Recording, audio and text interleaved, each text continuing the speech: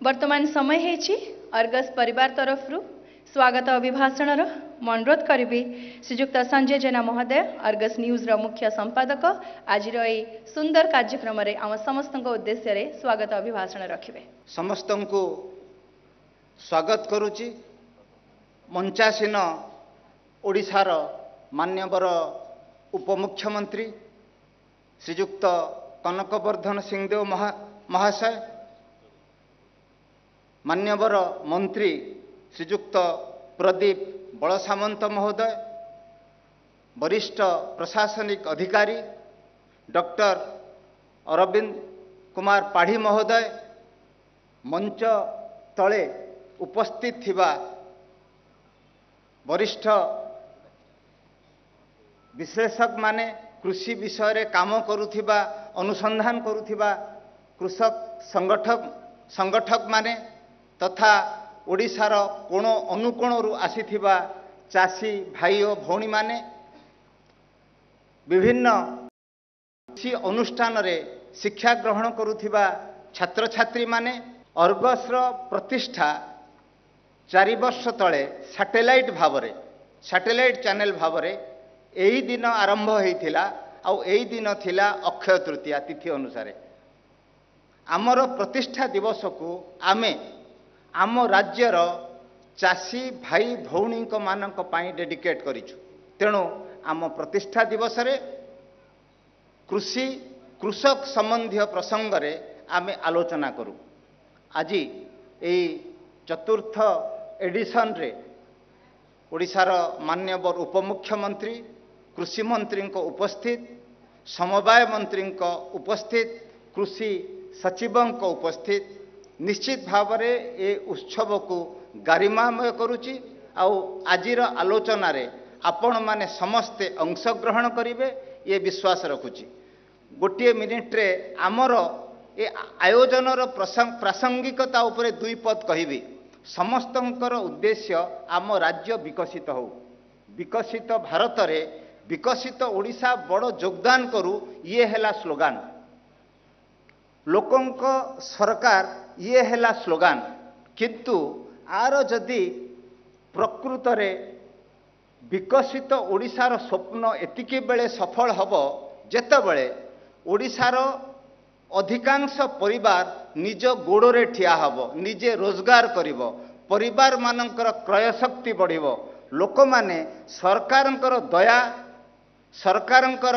योजनार मागणा लाभ नुहे निजे रोजगार करी चलिबा पाई जेतेबेले सफल हेबे ताकू विकसित भारत बोली विकसित ओडिशा बोली कुहा जाई परिबो। आज आमे कृषक मानकर सम्मिलनी करूचे। जदि ओडिशार अर्थनीति को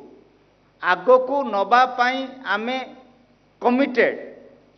ताहेले निश्चित भाव रे अधिकांश परिवार पाखरे रोजगार पहुंचेबा पाई पड़िबो। एठी खणी चलिबो, एठी बड़ शिल्प चलिबो, सेथिरे आपत्ति नाही। राज्यर राजकोष को अधिका पैसा जीव सेथिरु, किंतु लोकंक पॉकेट को पैसा जीवा पाई, लोक माने स्वावलंबी हवा पाई जदि सबुठु बड़ रास्ता अछि सी होउची कृषिर विकास। आमे आज विभिन्न प्रसंग उपरे आलोचना करिबा। आमे गणमाध्यम आमे काम होउची लोकमानक पाखरे खबर पहुंचेबा। खबर पहुंचौ आमे भी मनीष, आम मनरे इमोशन भी अच्छी, आम मनरे क्षोभ भी अच्छी, आम मनरे शांति आ खुशी भी अच्छी। जेतेबेले आमे ग्राउंड जीरो रे बुलुचु, ग्राउंड जीरो रो कथा को लोकंकर अवस्था को स्थिति को देखिबा परे मनरे समय समय क्षोभ तैयारी हुए, समय समय इच्छा हुए आर समाधान रो रास्ता कौन बाहरंता नहीं। जड़े सांबाद 30 वर्ष सांबादिकता जीवन रे 10 वर्ष मु ओडिशार 300 ब्लॉक रो हेडक्वार्टर रे राति रे रही यंग युव सांबादिक हिसाब रे गले सेठी कोठी रहिबार अछि मु जानिनी। बस रे जाइकी राति रे स्कूल बारंडा रे सोईकी लोकंक घरे खाइबार अनुभव रखिछि 10 वर्ष बुलिकी। गोटे कथा मु बुझीछि सांबादिकतार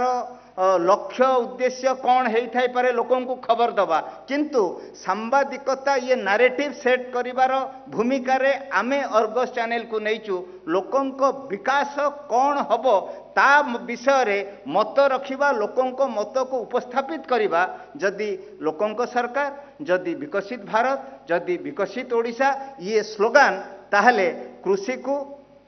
कृषकर सशक्तिकरण को आगो को बढ़ाइबा पाई पड़िबो विकास को सर्वस्पर्शी करबा पाई पड़िबो विकास खणी भितर सीमित हो पारिबो नाही विकास बड़ शिल्प भितर सीमित हो पारिबो नाही ओडिशार जो पोटेंशियल अछि ओडिशार अधिकांश लोक जा ऊपर निर्भरशील से क्षेत्र को प्राथमिकता दबा को पड़िबो कृषि को धान रु बाहर करिकी अर्थकारी फसल को नबा को पड़िबो कटक रे जो तेलेंगा पेंठ अछि तेलेंगा पट्टी अच्छी गोटे समय थिला आंध्र रे लोक माने ओडिशा रे दादन खटिबा पई आसुथिले एबे स्थिति एया हेची ओडिशा रो लोक माने दादन खटिबा को आंध्र जाउचंती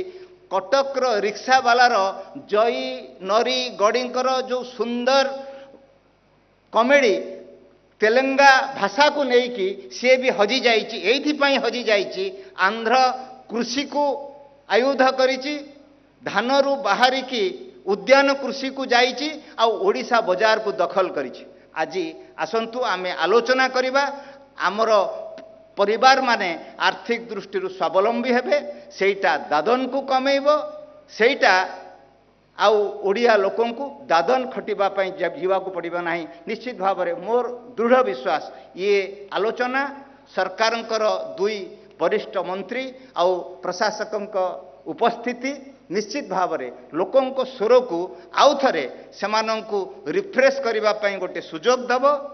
आउ आज ये कार्यक्रम रे राज्यर मत्स्य